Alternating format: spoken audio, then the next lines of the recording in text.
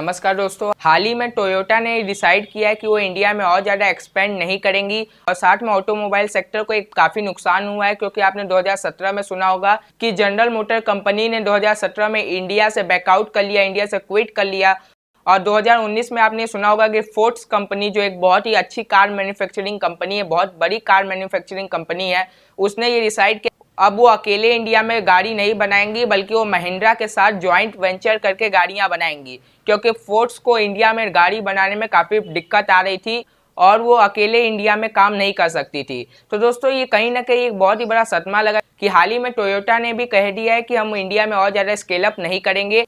इसका दोस्तों ये मतलब है कि इंडिया में कुछ ऐसी खराबी है जिसकी वजह से कोई भी ऑटोमोबाइल कंपनी, कोई भी कार मैन्युफैक्चरिंग कंपनी इंडिया में अपने ब्रांच नहीं लगाना चाहती। और हम साथ में आपको बताएंगे कि क्यों ये सारी कंपनियां इंडिया में स्केल अप नहीं करना चाहती और साथ में हम आपको ये भी बताएंगे कि इससे इंडिया को कितना बड़ा नुकसान हो सकता है। तो वीडियो को लास्ट तक जरूर देखिएगा। दोस्तों टोयोटा दुनिया की सबसे बड़ी कार कंपनी में से एक है और ये एक जापानी कंपनी है और जापान से हमारा रिलेशन काफ़ी अच्छा है। ऐसा नहीं है कि हमारा रिलेशन जापान से ख़राब है।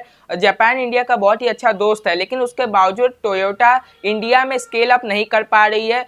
टोयोटा ने पहली बार इंडिया में 1997 में एंट्री किया था। उसके बाद 22 सालों से ज़्यादा हो चुका है टोयोटा का इंडिया में रहते हुए और कंपनी का कहना है कि उसे इंडिया में काफ़ी प्रॉब्लम हो रही है, इसलिए वो इंडिया में और ज़्यादा स्केल अप नहीं करना चाहती है। दोस्तों शेखर विश्वनाथन जो टोयोटा इंडिया के वाइस चेयरमैन है, उन्होंने कहा है कि इंडिया की सरकार है वो ऐसा टोयोटा को कहना चाहती है कि वी डोंट वांट यू। अब दोस्तों शेखर विश्वनाथन का कहना है कि टोयोटा पे काफ़ी ज़्यादा टैक्स चार्ज किया जाता है और ये सिर्फ टोयोटा पे ही नहीं बल्कि पूरे ऑटोमोबाइल्स कार पे बहुत ज़्यादा टैक्स चार्ज किया जाता है इंडियन गवर्नमेंट द्वारा। तो दोस्तों आगे आपको ये भी बताएंगे कि कितना ज़्यादा टैक्स चार्ज किया जाता है, लेकिन सबसे पहले आप ये समझ लीजिए जब ज़्यादा टैक्स चार्ज किया जाएगा तो गाड़ी का दाम बहुत ज़्यादा बढ़ जाएगा। ऐसे में जो नॉर्मल आदमी लोग हैं वो गाड़ी को नहीं खरीद पाएंगे क्योंकि कंज्यूमर को सस्ते दाम पे गाड़ी चाहिए और सरकार टैक्स लगा के इस गाड़ी का दाम बहुत ज़्यादा बढ़ा दे रही है, जिसकी वजह से कंपनी का ज़्यादा कार बिक नहीं रही है और कंपनी लॉस में चल रही है। इसी वजह से टोयोटा ने डिसाइड किया कि वो इंडिया में स्केल अप नहीं करेंगे। दोस्तों आपको बता दें 2019 के अगस्त महीने में टोयोटा का 5% शेयर था, लेकिन आपको बता दें इस साल अगस्त के महीने में टोयोटा का शेयर 2.6% तक आ गया है, मतलब 2.4% शेयर डाउन हुआ है। और किसी कंपनी का अगर शेयर डाउन होता है तो इसका ये मतलब है कि उसकी कंपनी का जो प्रोडक्ट है वो ज़्यादा नहीं खरीदा गया है। और टोयोटा पूरी तरह ब्लेम कर रहा है इंडियन गवर्नमेंट को कि उन्होंने टैक्स बहुत ज़्यादा चार्ज किया जिसकी वजह से उनकी गाड़ियों को नहीं खरीदा जा रहा है। अब दोस्तों आपको ये जानना बहुत ज़्यादा जरूरी है कि इंडियन गवर्नमेंट कितना टैक्स चार्ज कर रही है ऑटोमोबाइल्स कंपनियां में। तो आपको बता दें इंडियन गवर्नमेंट जीएसटी के रूप में कार में 28% तक टैक्स चार्ज करती है। दोस्तों आपको बता दें 1.2 लीटर की कार जैसे मारुति सुजुकी डिजायर और ग्रैंड i10 ये सारी जो कार होते हैं इसमें 29% तक जीएसटी चार्ज किया जाता है, जबकि 1.5 लीटर वाली गाड़ियां जैसे कि Vitara Brezza, Hyundai i20, Fords Eco Sports ये सब गाड़ियां में 31% तक जीएसटी चार्ज किया जाता है, जबकि टोयोटा जैसे कंपनी जो एसयूवीज बनाती हैं उनके ऊपर 43% का टैक्स चार्ज किया जाता है। अब दोस्तों 4 मीटर से बड़ी गाड़ियां जिनका पेट्रोल इंजन 1.2 लीटर से ज़्यादा होता है और डीजल इंजन 1.5 लीटर से कम होता है, उन गाड़ियों में सरकार 43% तक टैक्स चार्ज करती है। ये सारे एसयूवीज होते हैं और इस कैटेगरी में आती है हमारी टोयोटा कंपनी की कुछ गाड़ियाँ। वहीं अगर हम बात करें और सारी गाड़ियाँ जो नॉन एसयूवीज होती हैं और हैचबैग होती है, हैचबैग एक कैटेगरी होता है, इस पे टोयोटा भी बनाती है गाड़ियाँ।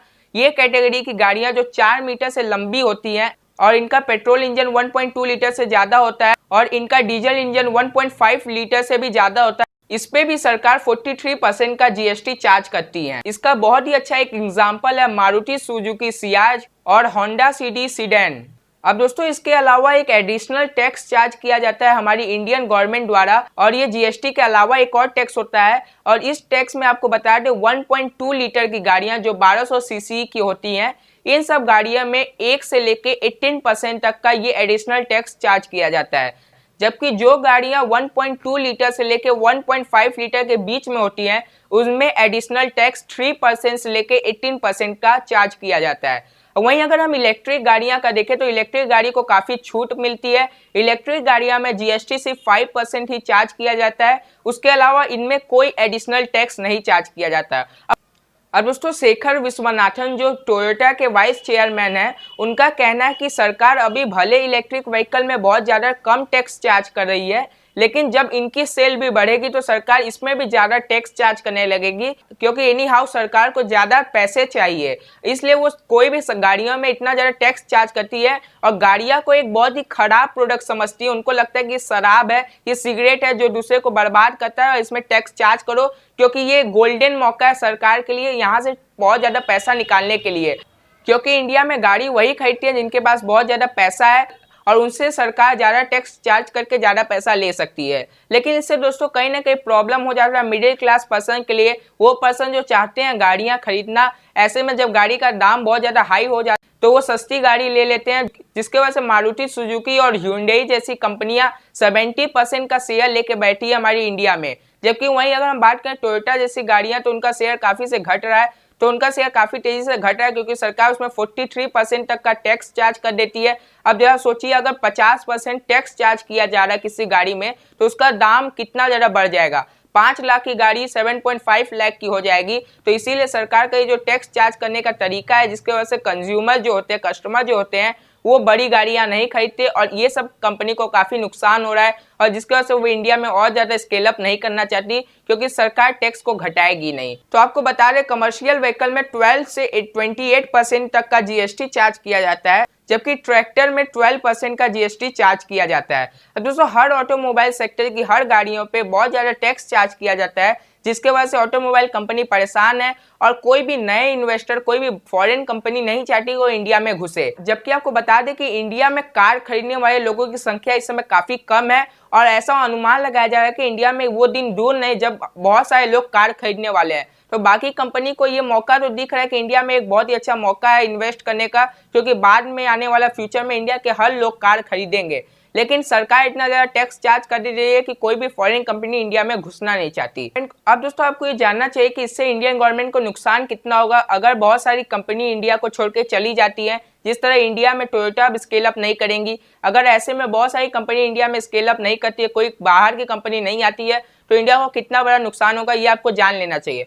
दोस्तों आपको बता दें, इस समय प्रेजेंटली हमारे देश में ऑटोमोबाइल सेक्टर से 37 मिलियन लोगों को जॉब मिला हुआ है। 37 मिलियन का मतलब है 3.7 करोड़ लोग, मतलब इंडिया की आबादी का 4 करोड़ पर्सन जॉब करते हैं ऑटोमोबाइल सेक्टर में। अगर ऐसे में कोई कंपनी स्केल अप नहीं करेगी और कोई कंपनी इंडिया को छोड़ के चली जाएगी तो इंडिया में बहुत ज़्यादा नुकसान होगा। और अगर सरकार टैक्स को नहीं घटाएगी तो बाहर से कोई कंपनी इंडिया में नहीं आएगी, और अगर कोई कंपनी बाहर से इंडिया में नहीं आएगी तो इंडिया का अनएम्प्लॉयमेंट रेट बढ़ता रहेगा, एम्प्लॉयमेंट रेट घटता रहेगा। अब दोस्तों दूसरा सबसे बड़ा जो पॉइंट है, सरकार को इस समय जीएसटी का 15% ऑटोमोबाइल सेक्टर से मिलता है, यानी सरकार को 1.5 लाख करोड़ रुपीस हमारे ऑटोमोबाइल सेक्टर से ही मिलते हैं। अगर ऐसे में बहुत सारी कंपनी बंद हो जाएगी क्योंकि सरकार हाई टैक्स चार्ज कर रही है, इसके वजह से अगर बहुत सारी कंपनी बंद हो जाएगी तो इंडियन गवर्नमेंट को बहुत ज़्यादा नुकसान होगा और ये 1.5 लाख करोड़ रुपीस जो सरकार ऑटोमोबाइल सेक्टर से कमाती है ये धीरे धीरे डाउन होने लगेगा। फिर इंडिया में भूखमरी आ जाएगी क्योंकि सरकार के पास पैसा नहीं रहेगा, वो दूसरे का मदद नहीं कर पाएगी। तो सरकार को चाहिए कि बाहर के कंपनी को बहुत ज़्यादा बुलाए और यहाँ पे टैक्स कम करे, उस सरकार को ज़्यादा पैसा मिलेगा। अगर सरकार लालच करेगी कि उसे ऑटोमोबाइल सेक्टर में बहुत ज़्यादा टैक्स लगा के पैसा कमाना है, फिर कोई ऑटोमोबाइल कंपनी इंडिया में इन्वेस्ट नहीं करेगा, जिससे ऑटोमेटिकली इंडिया में बहुत ज़्यादा क्राइसिस आ जाएगा और इंडिया को बहुत ज़्यादा प्रॉब्लम हो सकता है। दोस्तों हमें ये पता करना है कि इंडिया में कितना ज़्यादा स्कोप है ऑटोमोबाइल सेक्टर का, तो आपको ये डेटा से पता चल जाएगा। एक डेटा कहता है कि इंडिया में गाड़ी हर 1000 पीपल में से सिर्फ 22 पीपल के पास ही कार है, जो काफ़ी कम है। और सारे पीपल को कार खरीदना है, लेकिन इतना ज़्यादा टैक्स होने की वजह से और सारे लोग कार नहीं खरीदते। तो अगर कोई ऐसी कार निकलती है जो काफ़ी सस्ती, अगर कोई और कंपनी आती है तो इंडिया में इस समय जो 1000 में से 22 लोग ही कार खरीद रहे हैं, फिर ज़्यादा लोग कार खरीदेंगे। तो इसकी वजह से कंपनी को लगता है कि इंडिया में चांस है एक सेक्टर बनाने का, ऑटोमोबाइल सेक्टर का बड़ा करने का, लेकिन सरकार हाई टैक्स चार्ज कर रही है। अगर हम बाकी देश से कंपेयर करें तो आपको बता दें, यूएस में 1000 लोगों में से 980 लोगों के पास कार है, जबकि यूके में 1000 में से 850 लोगों के पास कार है। वहीं अगर 1000 लोगों में से आपको बता दें न्यूजीलैंड का तो 774 लोगों के पास कार है, ऑस्ट्रेलिया में 740 लोगों के पास कार है, कनाडा में 662, जापान में 591, चाइना में 164, और इंडिया में 22 लोगों के पास ही कार है। मतलब 1000 में से आप देख सकते हैं ये सब आंकड़ा कितना कम है इंडिया का और बाकी देशों का कितना ज्यादा। तो इंडिया में एक स्कोप है, लेकिन सरकार ऐसा मौका नहीं दे रही है बाकी कंपनी को कि वो इंडिया में स्केल अप करे, क्योंकि बहुत ज्यादा टैक्स सरकार लगा दे रही है। तो दोस्तों ये थी पूरी इन्फॉर्मेशन। दोस्तों अगर आपको हम अपने चैनल के बारे में बताएं तो हमारा चैनल एक ऐसा चैनल जो इंडिया के प्रॉब्लम पे वीडियो बनाते हैं। हमारा मुख्य फोकस होता है कि इंडिया में जितनी भी प्रॉब्लम है उसके ऊपर एक वीडियो बनाएं और लोगों तक ये आवाज पहुंचाए कि इंडिया में ये सारे प्रॉब्लम है। तो दोस्तों हमारे चैनल को सब्सक्राइब कीजिए और बेल आइकन पर क्लिक करके ऑल का ऑप्शन ऑन कीजिए और हमें प्लीज सपोर्ट कीजिए, क्योंकि आप अगर हमें सपोर्ट करेंगे तभी हम आगे बढ़ पाएंगे और अच्छे कंटेंट बना पाएंगे। तो आपका एक सब्सक्राइब दुनिया को बदल सकता है और हमें काफी मोटिवेट कर सकता है कि हम ऐसे वीडियो बनाते रहें। तो दोस्तों अगर आपको ये वीडियो पसंद आए तो वीडियो को लाइक कीजिए और इस वीडियो को ज्यादा से ज्यादा लोगों तक शेयर कीजिए ताकि ये इन्फॉर्मेशन सभी तक पहुंचे। दोस्तों अपना बहुमूल्य समय देने के लिए धन्यवाद। जय हिंद, जय भारत।